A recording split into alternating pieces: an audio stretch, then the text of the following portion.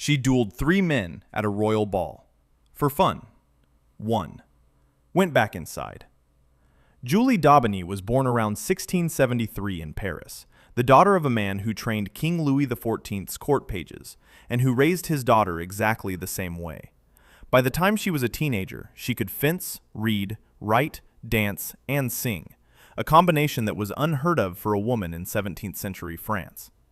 She became the mistress of her father's boss, a count close to the king.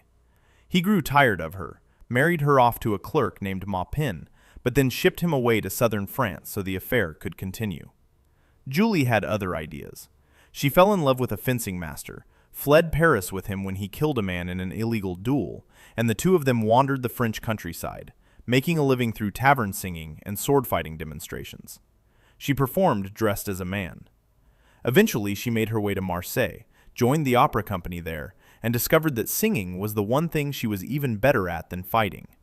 She made it back to Paris and auditioned for the Paris Opera. They were hesitant. There was, among other issues, a death sentence.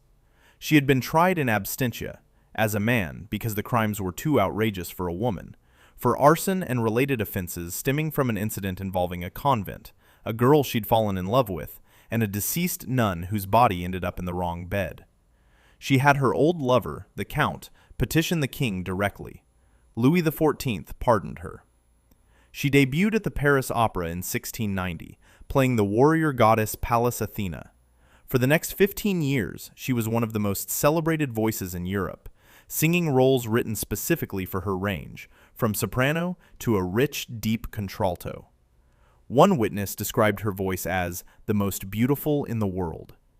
She also beat up a co-star who was harassing the chorus girls, got sued for assaulting her landlord, and received a second royal pardon after kissing a woman at a society ball, then defeating 3 noblemen who challenged her to duels, all in the same evening.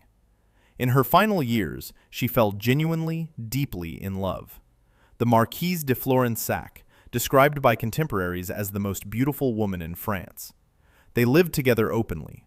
When the Marquise died suddenly in 1705, Julie was shattered. She retired from the stage and died 2 years later in 1707. She was around 33 years old. The cause is unknown, which, somehow, feels right. You don't need to duel 3 men randomly like Julie d'Aubigny did, but you can like, subscribe, and hit the bell. It would be greatly appreciated. And drop a comment. Who should be covered next? One life, one story, history.